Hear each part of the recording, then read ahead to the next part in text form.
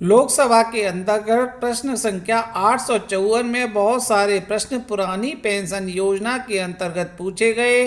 उत्तर 12 दिसंबर 2022 को प्राप्त हो चुका है। जो प्रश्न थे वो इस प्रकार थे।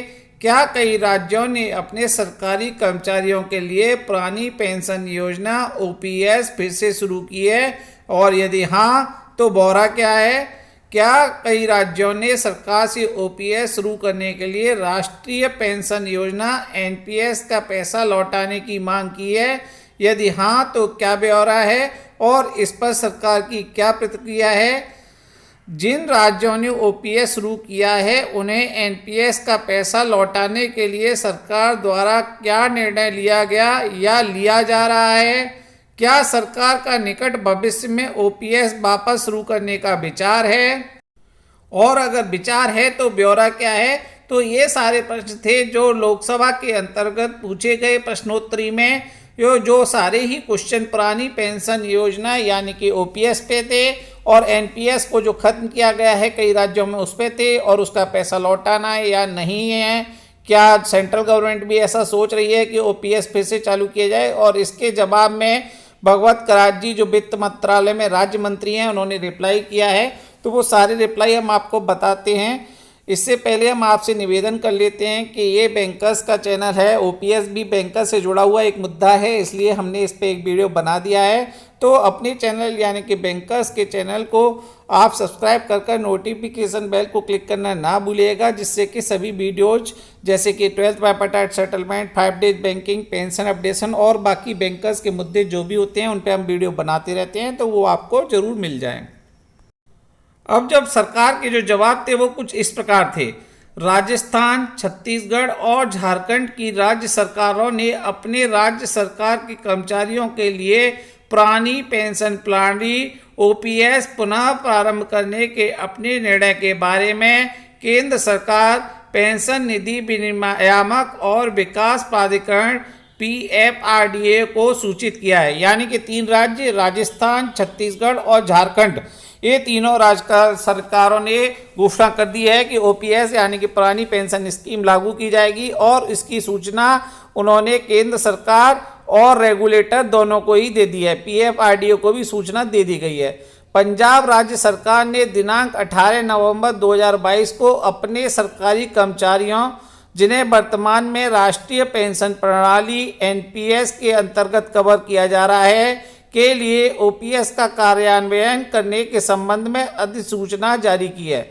यानी कि पंजाब राज्य सरकार ने अभी तक सेंट्रल गवर्नमेंट को नहीं भेजा है, लेकिन उन्होंने भी अधिसूचना जारी कर दी है 18 नवंबर 2022 को कि सभी राज्य कर्मचारियों को एनपीएस से हटा करके पुरानी पेंशन प्रणाली में कवर किया जाएगा।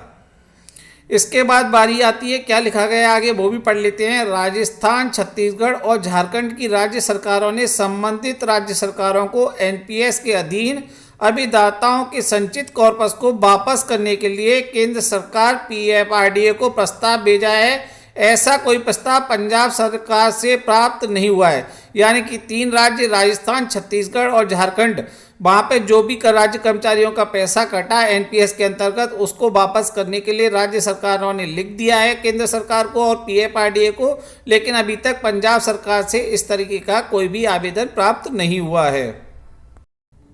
इसके बाद आगे लिखा है, जो रिप्लाई हुआ वो इस तरीके से है। राजस्थान, छत्तीसगढ़ और झारखंड की राज्य सरकारों के प्रस्तावों के प्रत्युत्तर में पीएफआरडीए ने संबंधित राज्य सरकारों को यह सूचित किया है कि पीएफआरडीए राष्ट्रीय पेंशन प्रणाली के अंतर्गत निकासी और आहरण यानी कि पैसे का विड्रॉल विनियम 2015 के साथ पठित पेंशन निधि विनियामक और विकास प्राधिकरण अधिनियम 2013 के अंतर्गत समय समय पर यथा संशोधित अन्य प्रासंगिक विनियमों जिनके तहत निधियां जो पहले से ही एनपीएस के पक्ष में सरकारी अंशदान और कर्मचारियों के अंशदान दोनों के रूप में है, उपचय ब्याज सहित जमा है, उनको राज्य सरकार को लौटाए जाने और उसे वापस जमा कराए जाने का कोई प्रावधान नहीं है।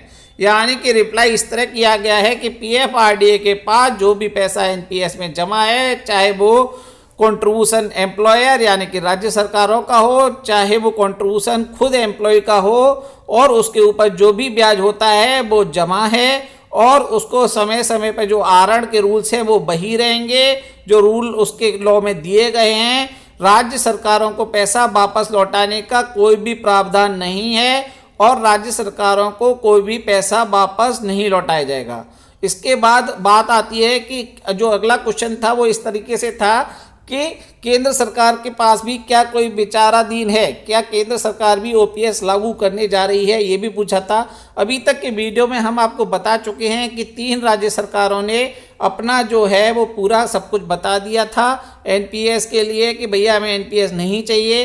उन्होंने केंद्र सरकार को भी बता दिया और जो रेगुलेटर है पीएफआरडीए उसको भी बता दिया कि हम पुरानी पेंशन यानी कि ओपीएस को अपने राज्य कर्मचारियों के लिए लागू कर रहे हैं। ऐसी सूचना उन्होंने भेज दी। चौथी राज्य सरकार यानी कि पंजाब राज्य सरकार ने भी अधिसूचना जारी कर दी।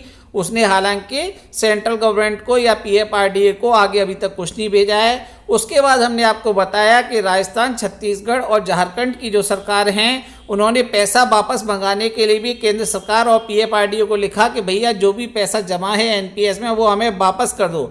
लेकिन पीएफआरडीए ने जवाब दे दिया है कि ऐसा कोई प्रावधान नहीं है कि पैसे को लौटाया जाए, जो रूल हैं वही रहेंगे। राज्य सरकारों को कोई भी पैसा चाहे वो एम्प्लॉय का हो या एम्प्लॉयर का हो, अगर पीएफआरडीए के पास जमा है उस पर जो भी ब्याज है वो लग रहा है, जो भी रूल हैं वो फॉलो हो रहे हैं, लेकिन वो पैसा लौटाया नहीं जाएगा। और लास्ट जो क्वेश्चन था वो ये था कि क्या सेंट्रल गवर्नमेंट के पास भी ऐसा कुछ विचाराधीन है, तो उसका जवाब अब पढ़ते हैं हम आगे कहा गया है जो केंद्र सरकार ने लोकसभा में उत्तर दिया उसमें लिखा है कि भारत सरकार यानी कि सेंट्रल गवर्नमेंट जो है भारत की, भारत सरकार के पास पुरानी पेंशन प्रणाली की बहाली का कोई प्रस्ताव विचाराधीन नहीं है। यानी कि जो ओपीएस है जिसकी मांग लगातार की जा रही है, बैंक कर्मचारी भी कर रहे हैं, जो नए यंग बैंकर्स हैं जिनको नहीं मिला है। हम आपको बता दें कि 1 अप्रैल 2010 से बैंकिंग सेक्टर के सभी कर्मचारियों को एनपीएस के तहत कवर किया गया है और ओपीएस केवल उससे पहले के कर्मचारियों को मिल रहा है। यानी कि आप सोच सकते हैं कि अप्रैल 2010 से किसी को भी ओपीएस में कवर नहीं किया गया। 1 अप्रैल 2010 इससे पहले के कर्मचारी हैं वो कवर्ड हैं, और इसके बाद जो भी कर्मचारी हैं जो यंगस्टर्स आए हैं वो चाहते हैं कि उन्हें एनपीएस से निकाल करके ओपीएस में शामिल किया जाए। लेकिन यहाँ पर एक बार फिर से भारत सरकार ने साबित कर दिया, उन्होंने क्लियर कट कर दिया है कि ऐसा कोई विचार नहीं है। तो ये थी आज की सूचना 4 राज्यों की और केंद्र सरकार की ओपीएस के बारे में। चैनल को कीजिए सब्सक्राइब। धन्यवाद, आप सभी का दिल से शुक्रिया।